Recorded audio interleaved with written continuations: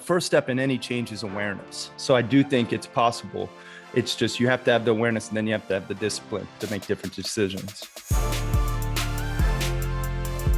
I know like one of your major missions in life is to help people uncover meaning and fulfillment, right? Everything that I've ever witnessed you do, which is all powerful, has all centered around really those two items, like bringing those two items together. What is holding most people back from actually finding meaning and fulfillment? I would say service. Service is lacking. If you don't feel fulfilled, it's probably because you're not serving enough other people and helping them achieve what they want. Mm-hmm. I think for me, also balance. Balance is a touchy subject. Some people are like, I don't believe in work-life balance. It's like, I believe in work-life harmony. And I'm like, I get it. But I'll tell you, my mantra and the thing I live by, Stephen, is balance equals happiness. And I really do believe that. And I hope your listeners can, by the end of this interview, start to adopt that mindset. Oh, I'm sure they can. I mean, the reality is, well, check this out. So I haven't had a chance to kind of mention this to the audience yet. So I hosted an event here in Raleigh, North Carolina called Market Movers. Cary Jack was one of our top rated, like, audience fan favorites. And he taught this concept called soul mapping. and he did it in such a way that only Cary Jack can do it. One of my favorite parts about the keynote itself is when he walks out and he's like got a picture of Jesus and the guy from Geico, the caveman. He goes, well, there's one thing these two guys have in common. Oh, geez. Yeah. It looks similar to both of them when I have my caveman hair down. So yeah, man. And the camo suit that seemed to. That was hilarious. That was hilarious. Well. Yeah, I wanted to break down a little bit of soul mapping. Now, I know it's out in your brand new book, and I know that people can do that. And soul mapping is obviously an acronym.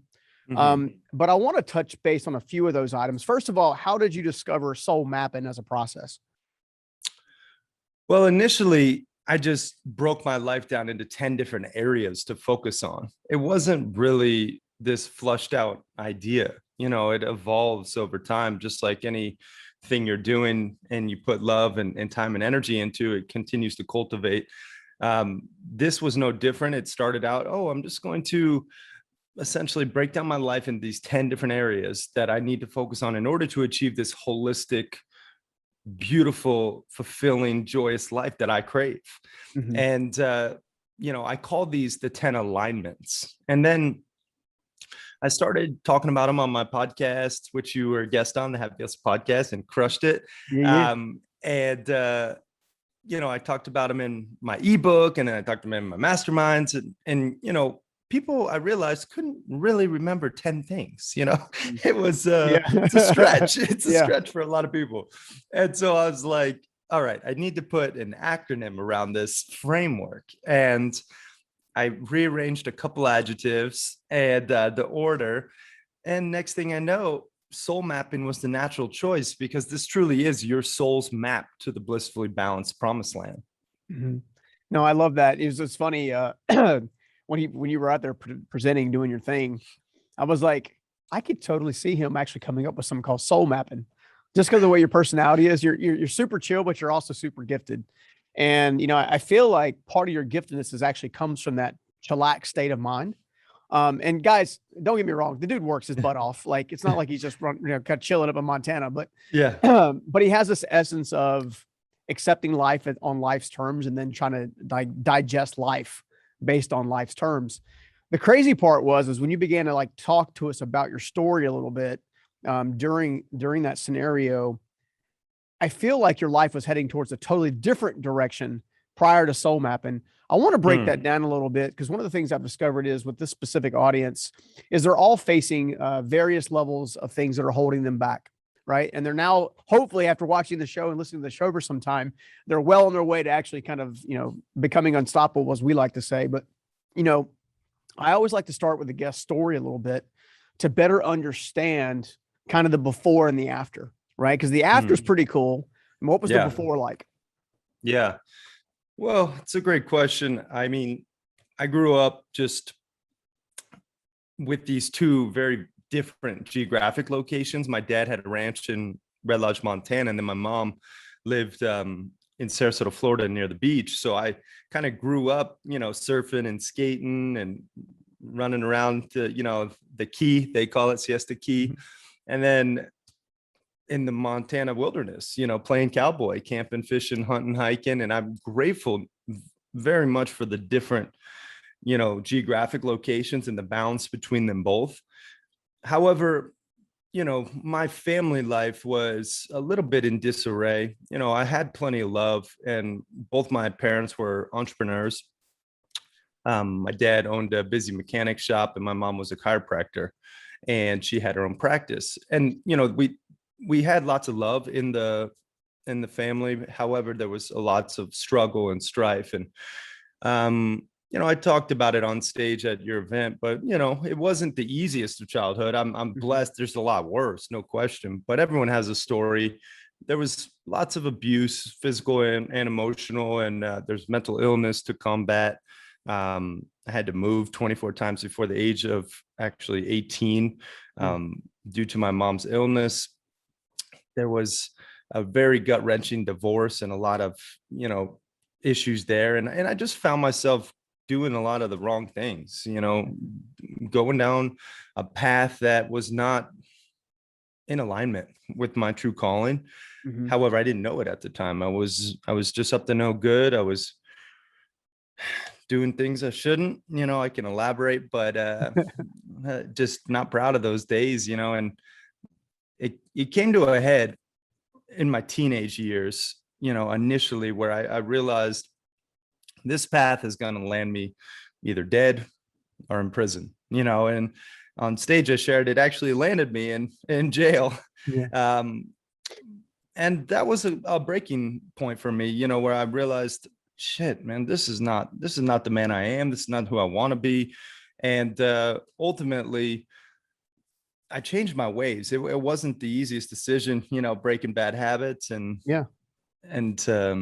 for me, it was one of those things. It's you have to change your ways, or else you're not going to make it. Yeah. And so I just decided from that moment on to use my powers as a force for good, instead of hustling, happy hustle, and really in alignment with my true calling, serving others and not looking out for myself. Mhm. It was one of those things, Stephen, where I very easily could have ended up a statistic, Mhm. and I'm very grateful for the lessons and the journey. However, yeah, it was one of those things where it could have went the other way. So yeah. Well, let me ask you this. I mean, do you feel like that maybe one of the greatest traps we can get in when trying to find this alignment is basically getting lost in the person that we are today? Right? You kind of use that moment in time to kind of, you're talking about reflecting. Hey, look, I came to this moment where I knew that this wasn't who I was designed to be or wanted to be. Do you find that people that you work with have also kind of had that same aha? I find everyone has that aha. It's Mhm. just, do we have that discipline and that, gusto to actually listen to it and then implement it? Yeah. It's like, or do you just continue with the path that you're on? And I think everyone deep down, everyone listening right now knows where they're out of integrity with themselves, where they're potentially out of alignment, where Mhm. they're coming up short in some capacities. Maybe there's some blind spots, sure, and you can get help to see those. Mhm. But I do feel people out there who may be stuck, if they did some deep introspection and they really did look in the mirror and ask themselves, are they proud of the person they see back at them? Mhm. And find out where you may be out of integrity, out of alignment. Mhm. Then you have the decision. First step in any change is awareness. So I do think it's possible. It's just, you have to have the awareness, and then you have to have the discipline to make different decisions. Yeah, I mean, I think that that's absolutely true. You know, we've used the word, or you've used the word alignment a couple of times. What does alignment really mean? Because I don't feel like people are even used to hearing alignment and then trying to figure out what that means. What does it mean to be in alignment? I think it's different for everyone. But again, I think for me, what it means is I know clearly what success looks like, Mhm. and I strive each and every day to achieve that with both my mind, my body, my heart, my soul, in Mhm. service of something bigger than myself. Mhm. I'm aligned with this vision of success that I've predetermined is what I'm striving for. And my actions are directly correlated with that decision. I'm Mhm. in alignment with it. So therefore, you actually get to take a step towards a life you love pretty much every day. Exactly. You're building every single day. And here's the thing, you can be happy within the hustle. And I Mhm. found that out. You Yeah. know, I found out that you don't have to have all the things that you're striving for Mhm. at the other side to be happy right now. You know, true happiness can be cultivated every single day from within. You could Yeah. find gratitude. Everyone can look down right now. And if you have 10 fingers, you can say, wow, I have 10 fingers. I'm grateful. My dad, I just mentioned, chopped one of his off with a Mm. saw, Mm. while working on the property in Montana. It's like, okay, he's sad. He's lost a finger. Yeah. I mean, everyone, He goes, but I still got everyone, 9 left. Let's go. exactly. You can be grateful for everything. And gratitude has a very unique way to shift your perspective, one from a pessimistic vision of despair to one of optimism and hope. And you can find happiness within that hustle. Yeah. No, that's so good. I feel like, you and I know some really successful people, like on Yeah. the surface level, right? They're crazy successful, Yep. financially and, business wise, et cetera, entertainment and more. One of the crazy parts that I've seen inside of the community is everyone is moving away from this concept of success, meaning more money, more stuff, more accolades, more prestige, more, more, Yeah. more, more, more. It seems like there's been a national shift, if you will, to begin to, like, even as someone who obviously has listeners, podcast wise and videos and clips and keynotes and all this kind of stuff, it seems to me as if there's finally an awakening happening where people are finally understanding that there's more to life than stuff. Mhm. And the pursuit of stuff is actually the trapping of stuff, meaning they're so focused on, what do you call it? The stuff owning them rather than Yeah. them owning the stuff, and almost every one of our circles has been gravitating towards this service first mindset. Like, Yeah. finding your uniqueness to serve other people kind of scenario. Yep. And how did you find your unique way to serve other people? And, kind of what steps have you taken to get towards this heart of service? Yeah. I mean, first, let me speak to your point. I do think there is this collective shift taking place. Mhm. However, there's still a lot of pressure from society Sure. to achieve the materialistic things and to have all the financial success and the profit from multiple companies or big exits. And don't get us wrong, Steve and I both, I'm sure, enjoy nice things. I enjoy nice things. However, they don't control me. Mhm. That doesn't dictate my happiness. Yeah. It's, for me, it's more important who I'm sharing these experiences with. It's Ooh. more important how I show up in the world every single day. Mhm. It's more important how many lives I can impact along the way. And I know it sounds cheesy and it sounds a little, you know, woo woo, cliche, whatever, but it's the damn truth. You got to Mhm. really look at, okay, what is my passion? And when I realized this is a buzzword, but truly what I think of when I think of passion, I say, okay, what is my inward calling? What is something inside me that I feel I need to share? Then purpose, right? Purpose is, okay, that outward serving mission, right? So you have to think about, okay, I have this inward calling to serve this purpose, these groups of people. And then you ultimately want to make a positive impact. You Yeah. ultimately want to, do it for the right reasons. And early on in my entrepreneurial journey, I've always been an entrepreneur in some way, shape, or form. I was doing it for the wrong reasons, Stephen. I was hustling so hard, 100+ hour weeks, getting 5 hours of sleep, all for my NYC tech startup with my brother and business partner. And, we were just grinding our face off, all for this profit and success.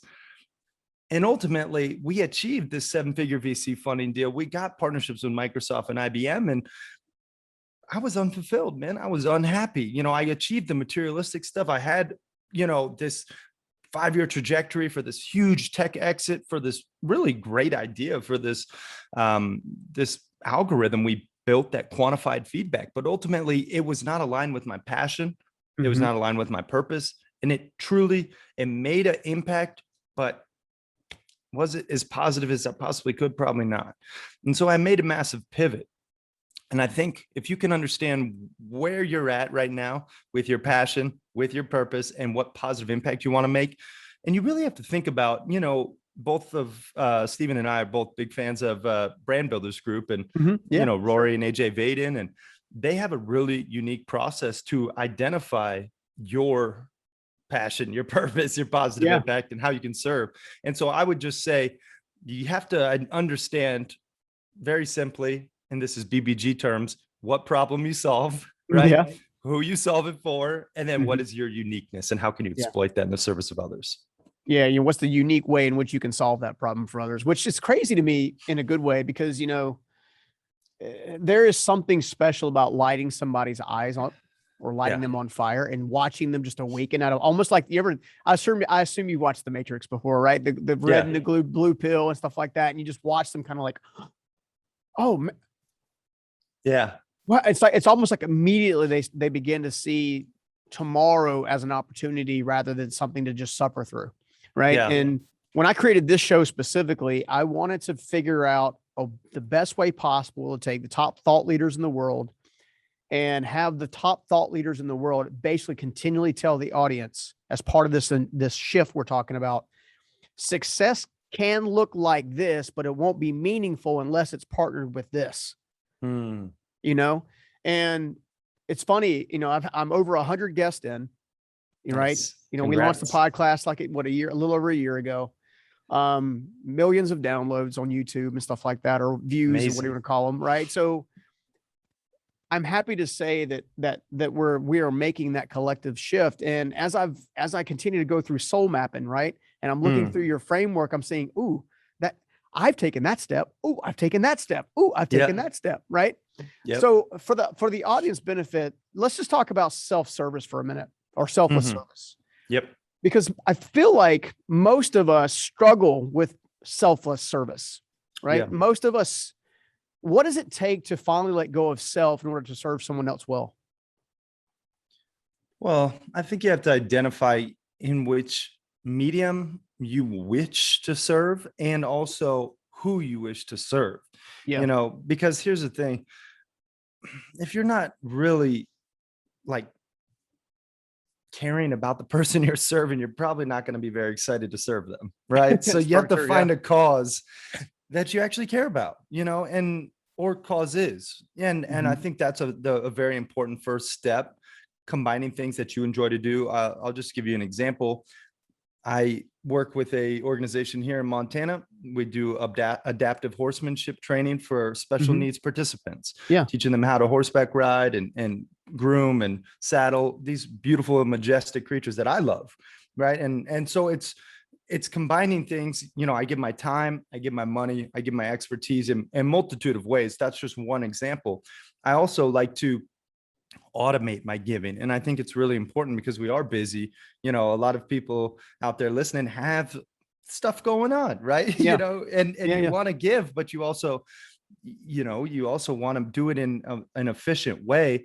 An efficient way I found is I allocate resources, funds, money every single month that just gets withdrawn from my account. Some goes to the Sea Shepherd, combating this ocean issue with whaling and illegal fishing. Kiva is another great app. Excuse me. Kiva, you can actually automate your giving, where basically it supports these social entrepreneurs in third world countries, and it just pulls from your account every single month, and then it's technically a micro loan, although I've never recalled any of the money. I want them to go start businesses, Yeah. you know, and that's how I believe we can actually affect positive changes. You know, you don't just give a man a fish, which then they eat for a day, as the adage says. You actually teach them how to fish, and then they eat for life. And that's what I'm big on. I'm also been actively working here to support the Native Americans. I feel very passionate about that cause, you know, and it's like, there's a lot of different opportunities to serve, whether it's the animal rescue or whether it's feeding the homeless. You can decide, but you just have to decide on your cause. And the selfless service is the S in soul mapping. So it's at the top. Yeah, no, and that's why I wanted to bring it up too, because, you know, as I'm thinking through this, and I'm kind of, you know, as I'm digesting your content and learning more and more about the process of soul mapping, or process of and really soul mapping is a methodology to become meaning, have meaning and be fulfilled at the end of the day. Right. You know, and of course, pieces of that are, you know, serving, pieces of that are a lot of different things, you know, but as I'm thinking through this, I was just this cause, like, what's your cause? Like, I think that's a great question that the audience can take advantage from this particular conversation. It's the first time out of 100+ guests that someone has actually said, well, what's your cause? Like, what is the thing that you stand up for? What is the thing that you stand against? What is the thing that excites you and fires you up? What is the thing that pisses you off? Like, you know, I think hidden inside of those is the cause. Would you say that's true? 100%, man. I think you have to ask yourself better questions. And that's a great question to start with. And, you know, for me, I'm starting a foundation, the Happy Hustle Foundation. One of my personal causes is to actually affect the education system. A lot of this stuff that we talk about, you know, soul mapping, the whole framework, I want to share this with the youth. You know, I feel like we need to learn these different areas of life. A lot of times we're taught things that are not very useful in school. And it's a lot of times. It's sad. Yeah, a lot of times. That's a nice way to put it. Meanwhile, we become broken adults and spend half our life trying to fix ourselves from the stuff we didn't know any better. Anyway, that's a whole different show, right? Yeah, exactly. Yeah. So that's the S, you know, and I'm happy if you want to run through them all just briefly so everyone can understand what they are. Or, well, I want to, if it's all right with you, I just want to focus on a few of them. Obviously, they can pick up the new book, Happy Hustle, right?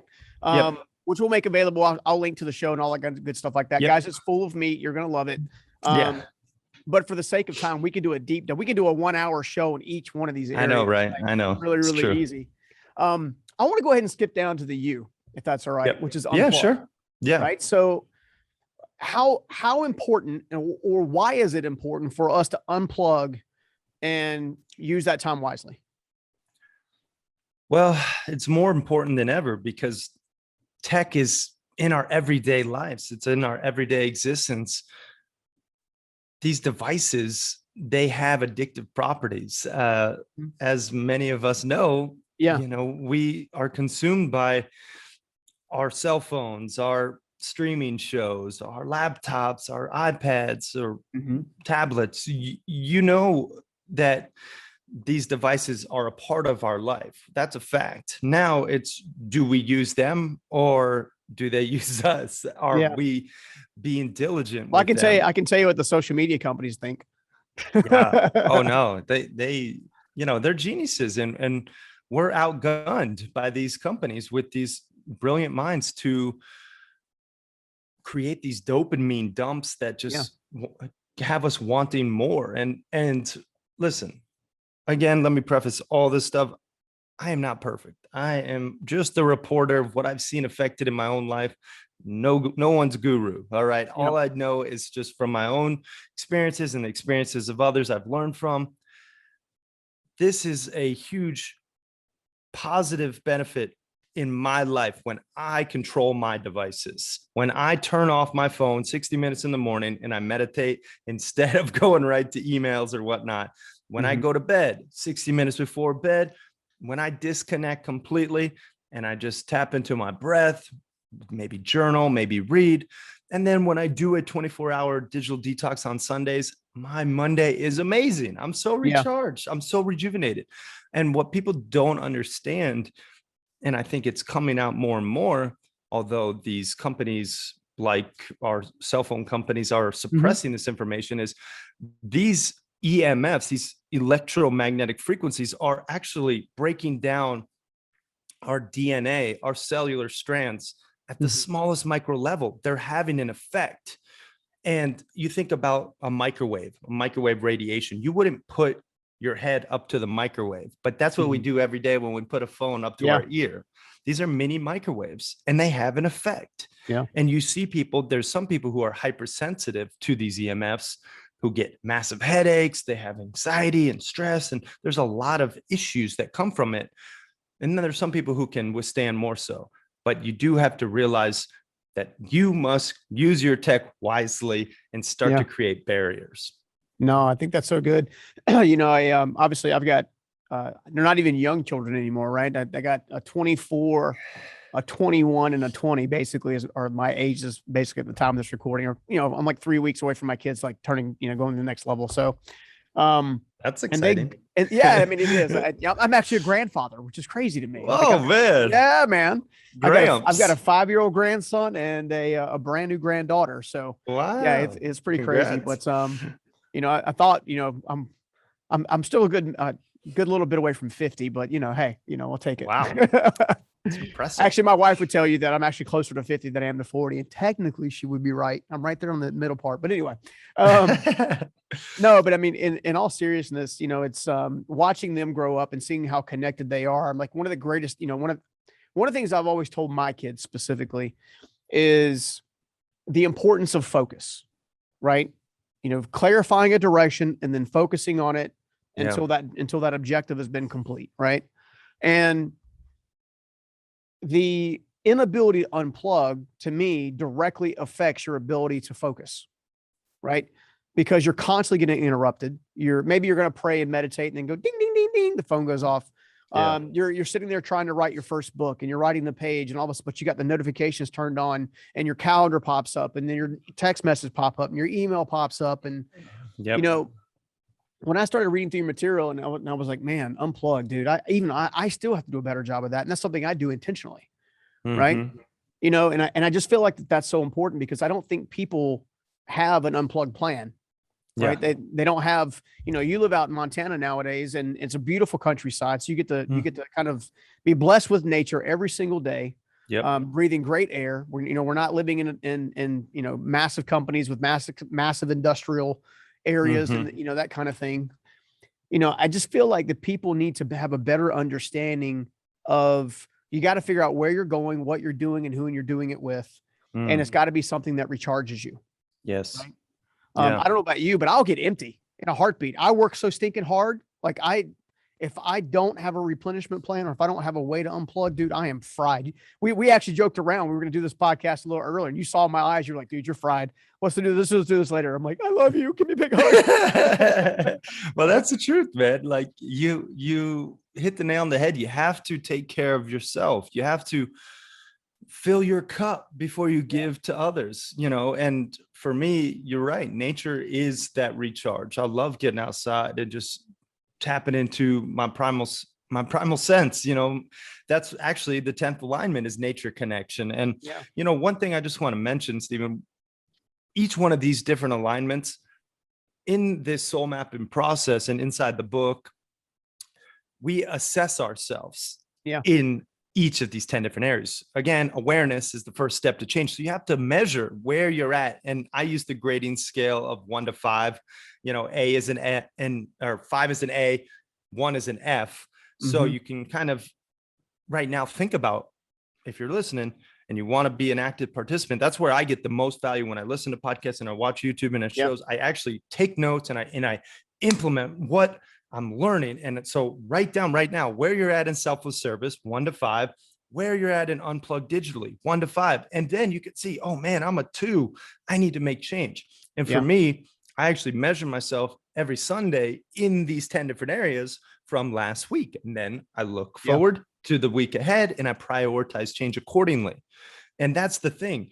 Balance is not a finite destination. You know, it's a never-ending journey. It requires these constant, you know, self-quantifications and adjustments and tweaks and pivots. So you have to be diligent, go through these different 10 areas and give yourself a ranking and then prioritize change in these different areas based on where you're at and where you want to be. That is so good. I made lots of mistakes, obviously, going from where I'm at to where I'm at today, or where I was to where I'm at today, right? But one of the main things that I did was I had this fix it and forget it mentality. Okay, I worked on it, I completed it. Now I'm focused on the next thing. And what I just heard you say was, the fix it and forget it thing does not work. You're going to have to fix it, assess it, adjust it, and keep moving forward over and over and over again. Yeah. And it just dawned on me when you were talking through that over the last 5 or 6 years specifically, that's probably likely, like I've been even personally been able to get more momentum than the years prior to this, is because I moved away from the fix it and forget it to, okay, look at it, adjust it, assess it, all that kind of stuff, man. That's profound. Yeah. That's really profound. It's true, man. And here's one thing that I created to go with the book. And, this is something I realized, speaking of Unplug digitally, we're always connected to our devices. I wanted to create something to have these constant reminders. So I created this whiteboard fridge magnet. It's a blissful balancer, I call it. Yeah. And it measures yourself in each of these 10 areas every single day. You have a daily action task that says, okay, did I put my phone away for 60 minutes this morning? Yeah. And then it's binary, yes or no. X on Monday, did you or not? Like, there's no gray area, I did for a little while. Yeah, exactly. Like, we have to be honest with ourselves. And that's the thing, this fridge magnet, I really hope that people who actually do buy the book get the actual magnet to go with it, because we can read self-help books and personal development books all day. Yeah. But if we're not actually implementing the knowledge and the wisdom inside of them, then you're going to be stuck. And we're trying to get to unstoppable. That's right. That's right. Well, and that's also why I felt like, if rather than cover the entire soul mapping process, we'd be here for 6 or 7 hours. You already did all of that actually in the book, right? Where you break it down. And what the cool thing is in the book is you don't just break it down, but you break it down in a tangible way that makes it easily accessible and actionable for the reader, which is another reason why I had to have you on the show, is because I'm only trying to bring people on the show that I really believe can affect life transformation or life change, whether it's in the entrepreneur space, whether it's in the life space or the relationship space, productivity space. One of the byproducts of your material is you actually become more productive, even though you're taking more breaks, which is crazy. Yeah. Right. I mean, you would think it would be the exact opposite of that. I am curious, why was now, like, of any time in the history, right, the world's history, any time of your career as a thought leader or a speaker, and why now was the time to write A Happy Hustle? Well, truthfully, I've been writing this bad boy for 2.5 years. It's been a real labor of love. To all my authors and aspiring authors out there, takes a minute.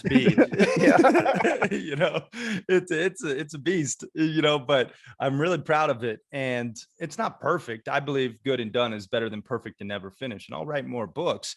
However, I think the world is craving balance now more than ever. This hustle and grind culture is caught up with a lot of people. And like me, they're experiencing burnout. And I burned out so bad. Stress. Yeah, man. Heart attack, stress, anxiety, overwhelm. It's just, it's a shocking statistic. This is something I shared on stage, but I was blown away when I read this. There was a international research study done.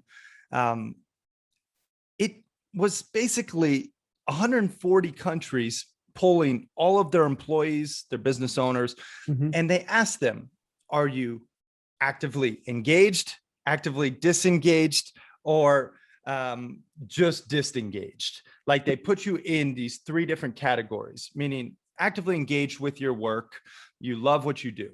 Actively disengaged means you actively hate what you do, and you're working to get out of it or to change it. And disengaged means you could go either way. You're kind of in the middle. And what they found was 2 out of every 3 people internationally are not actively engaged. They're actually actively disengaged and unhappy, unfulfilled with what they're doing for work.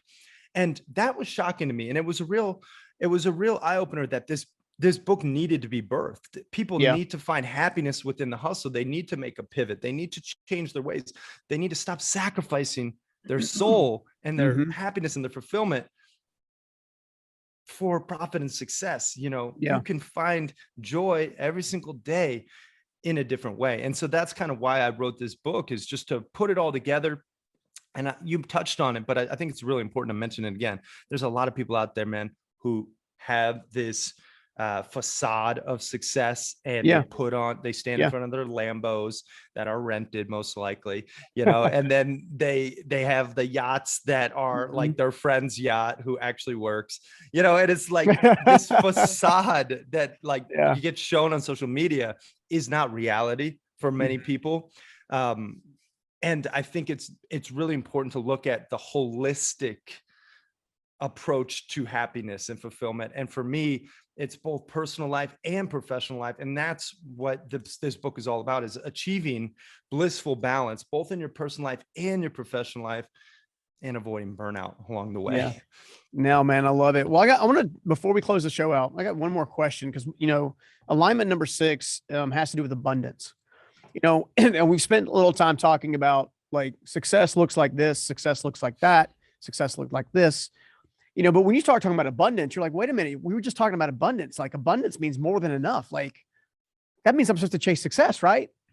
And you're like, not necessarily. So break that abundance for us. Yeah. So alignment number 6 is abundance financially. So I believe in order to truly be a happy hustler, you need to be financially literate. You need to know how to save, spend, invest wisely. For me, that was the absolute catalyst when I took my financial literacy seriously and realized, okay, right now, if you're listening and you don't know the difference between a stock and a bond, that's strictly because you haven't educated yourself. Yeah. You're financially ignorant. Okay. You have all this different information right at the touch of a button, right with your little fingers. You could go research everything. And financial literacy is what's separating you from financial abundance. Okay. First things first, get yourself out there, start reading financial books, start educating yourself. I read books about taxes. I read books about Money Master the Game from Tony, and all sorts of, I Will Teach You to Be Rich by Hermes. Like, these were some of these great intro books to money.